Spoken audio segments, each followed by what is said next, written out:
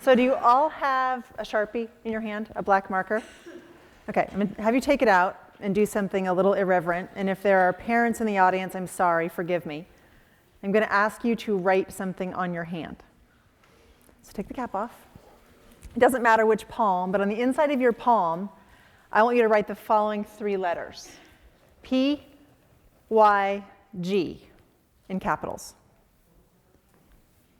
P, Y, G. Have you all done that? Okay. Snap that nifty cap right back on and put the marker away. Thank you for having me come out here. It's an honor to speak to you, to be here. I went to the other Jesuit school in Los Angeles, Loyola and Marymount, and it's an honor to be here at Santa Clara tonight. So I'm going to take you on a journey. I've had a crazy, insane career. I've worked at some of the biggest brands in the world, and I've learned a little bit along the way. I've had tremendous success. I've had failure. I've been afraid. So let me give you a little hint. Every single person has insecurities. Every single person in this room is afraid of something. Of the 3 top fears, death, spiders, and public speaking rank in the top 3. I'll take the third. So we get out of our comfort zone, and we don't necessarily know how to manage those fears because we're afraid of failing. We're afraid of being embarrassed. And so how do we find it within ourselves to create a path where we can take our best selves and go out into the universe?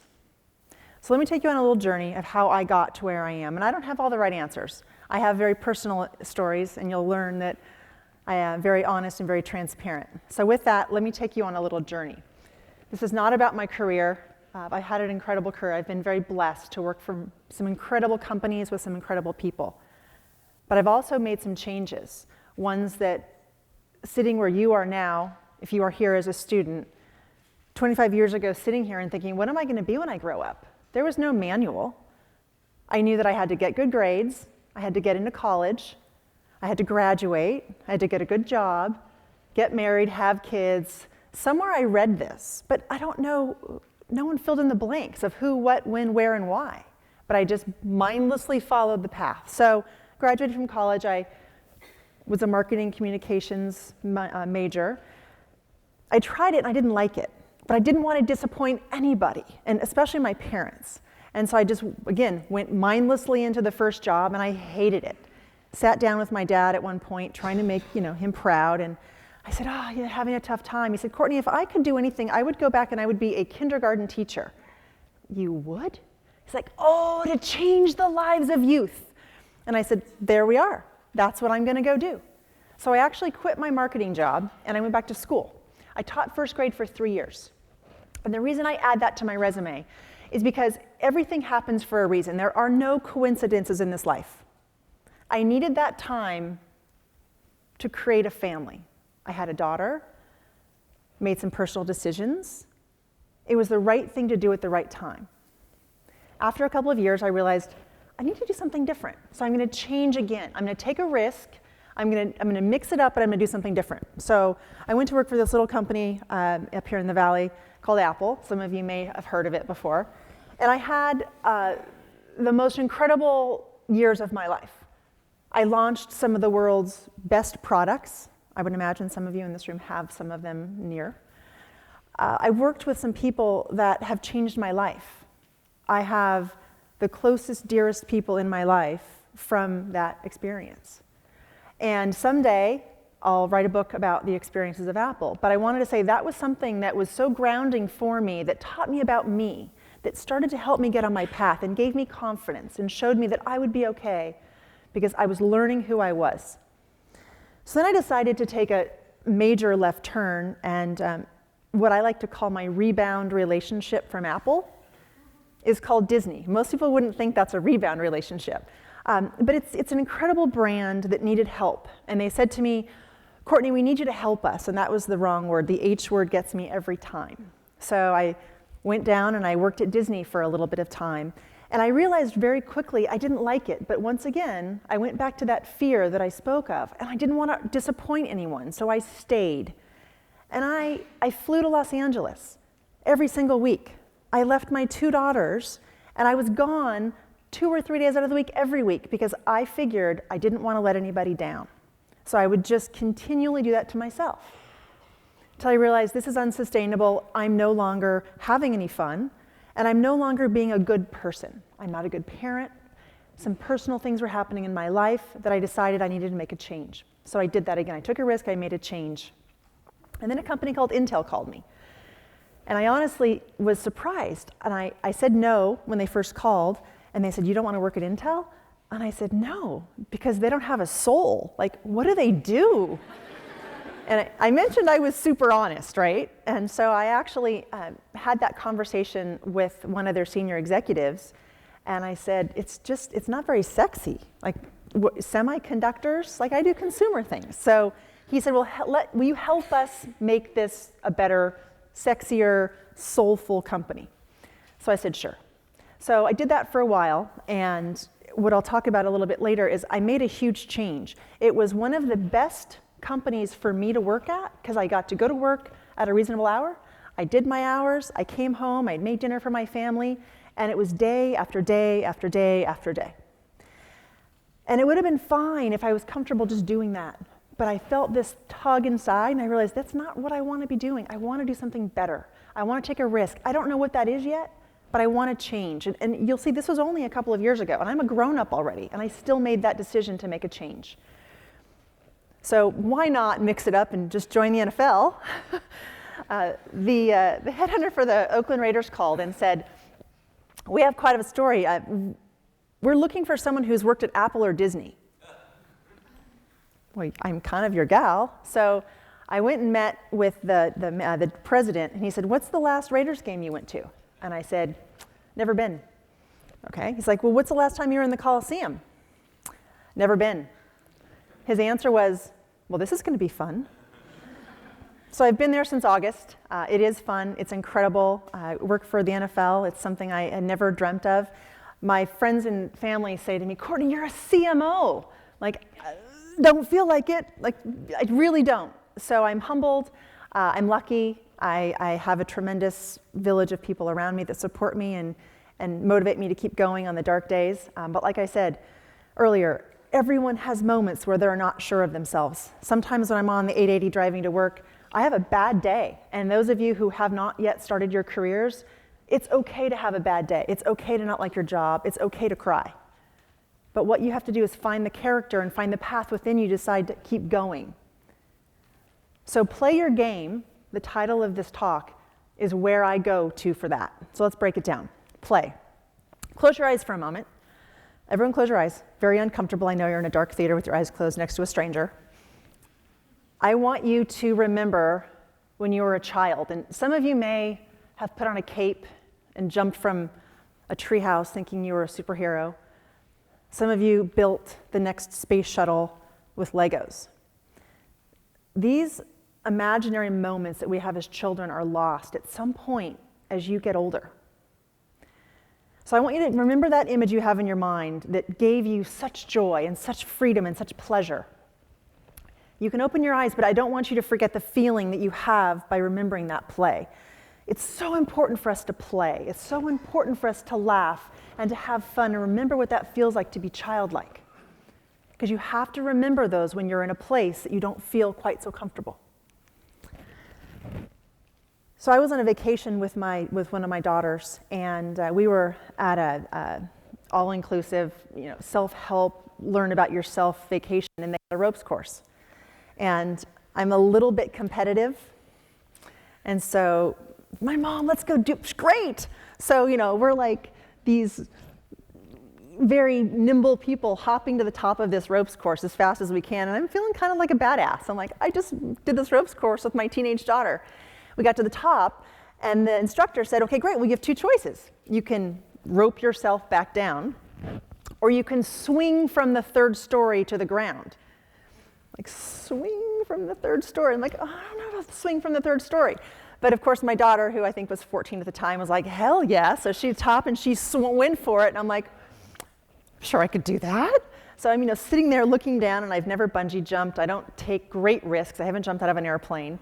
So, sure, I can do this. And so I did. I jumped off the ledge I'm sure that there's probably my shriek somewhere still alive on social media.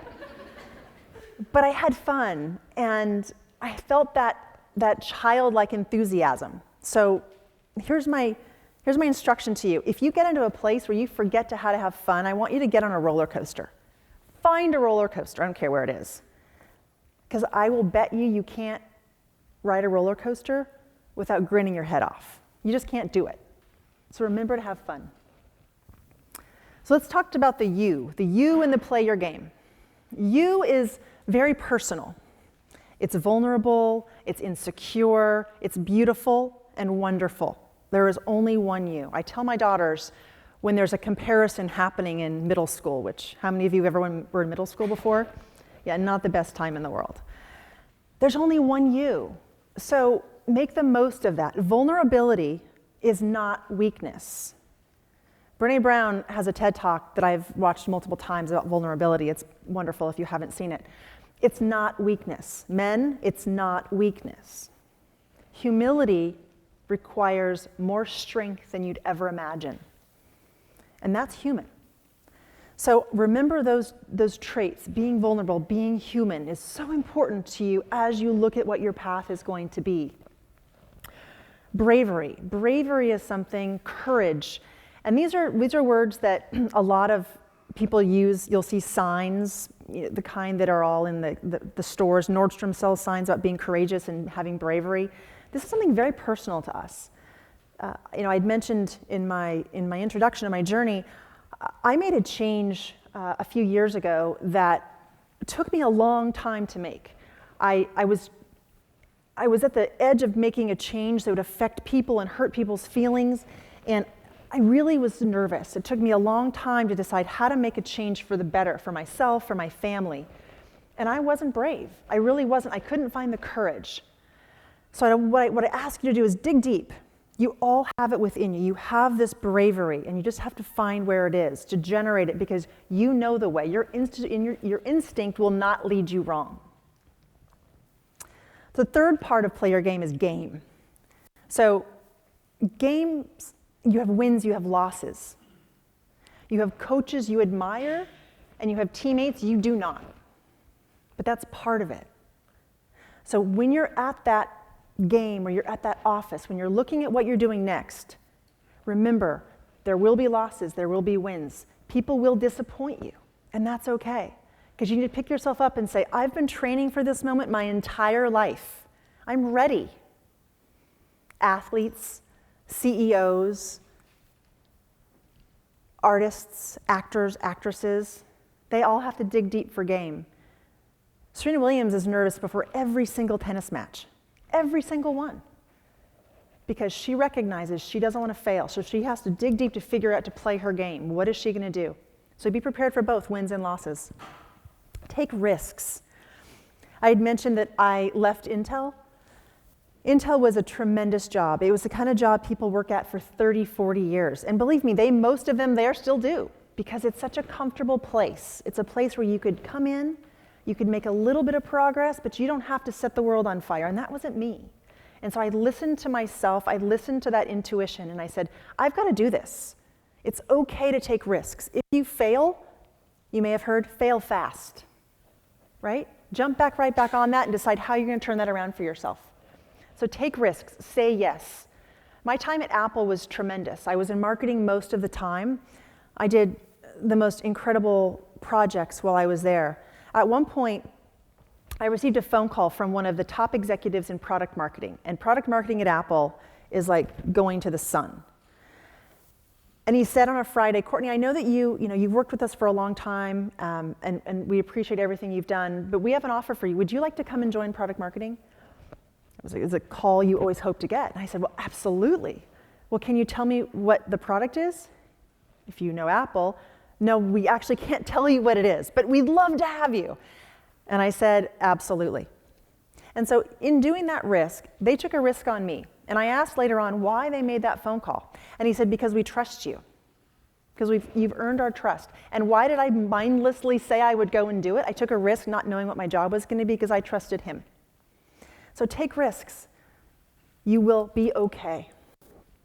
So the rules of the road. You have your own path, and everyone around you has their own path. They'll have their own needs. They'll have their own instincts. People might let you down. They will not be on the same path as you, and that's okay. So I encourage you to do a little lesson, a little homework when you leave. I'm going to call them flashcards for the future. So write at least 3 traits that you want to bring into your life, into your pathway, no matter how old you are. What are things that you aspire to be? What do you want to give back to the world? Who do you want to be when you grow up, no matter how old you are? These are your flashcards for your future. A couple of years ago, I wrote a manifesto. I read in a book, a self-help book, I have many, that said, write a manifesto. What are the things you believe in? Not the things that you want to be, but the things you truly, truly believe, so you can go back at that and always have a grounding place. You can always have a North Star. A couple of mine are: be gracious, give until it hurts, be human. So as I approach anything that I do, I almost check it with my manifesto, with some of those moments in time. Like, am I really living that truthfully? It took me all these years to figure out what that path was when I started college. Go to school, get a good job, get married. It took me 25 years to figure out what those 10 things meant to me. So I encourage you to do that now. Do that tonight. Think about it. If you can't think of things you want to be, ask the 5 people closest to you. What do you think of me? What am I good at? What do I want to be when I grow up? They'll help you, I promise. So go forward. If you're lost on a road, you pull out a map. If it's dark, you turn on the light. If you're sick, you go to the doctor. What do we do for ourselves when we're lost? When you're driving up 880 and you're not having a good day and you don't want to go to work, or you have a test you haven't prepared for, and you're scared about failing it, you're coming out on stage to do a TED Talk and your slides are wrong, you figure it out. You go back to those flashcards for the future and you remind yourself of who you are. You've been training for this moment your whole life. On another trip that I took to the desert to try to find myself, I've had a few, I was sitting in a sweat lodge, one of those where you sit there for 20-minute intervals over 4 hours of time, sweating your tail off. Your eyes are wide open because the shaman and the 4 strangers sitting next to you are saying, it'll come to you because you're hot and it's dark and you're having chanting, and all of a sudden it will come to you and you will know your purpose. You will know where you're supposed to be in this life. And so here I am looking for the answers, going back to that manual that I never received. My eyes are wide open, like my eyes actually hurt at this moment. I have them open so wide because I'm looking in this darkness that is enclosed, filled with smoke, sweating to death. Like, I know what's going to come. After 4 or 5 rounds of this, it's several hours in, our shaman, who was a very calm man, took us out, very calmly asked us, "What did you think? Tell me about your experience." And I'm like having a heart attack. I said, "It didn't work. I failed. I didn't see anything." And he calmly looked at me, took my hands, and he said, "Courtnee, you were looking the wrong direction." So, play your game. Have fun. Take risks. Be brave. Go forward. It's simple 4 things. I always have one more thing. I learned this from someone I used to work with. One more thing. PYG. You all wrote it on your hand. I had 3 people in the audience. My family write each letter on my hand for me today. I bring PYG with me wherever I go. When my daughter was 9, she was being bullied in school. She was a tremendous athlete, student, great girl, but she was still being bullied. Remember I mentioned that middle school is no fun for anybody? Having girls is tough. So she was continually upset and said, "What am I going to do? They're in my head and I can't go to school and I'm crying." And I said, "McLean, play your game." So every single time she faced something that was challenging, where she lost her path, I wrote in black Sharpie, PYG on the inside of her hand. She was 9, now she's 10. No, now she's 19. She's 10 years ago. She's not 10 now. She's in the audience too, laughing at me. Play your game. Take this tool with you to remember this conversation. I leave you with PYG. I leave you with a black Sharpie marker. Keep the Sharpie within reach, within distance. It could be anything to you. It could help you. It could write your story. It could be a sword when you're afraid. PYG on your hand is a small reminder to follow your path and to not lose sight of who you are, because you are beautiful and wonderful, and you've been training for this your whole life. Thank you so much.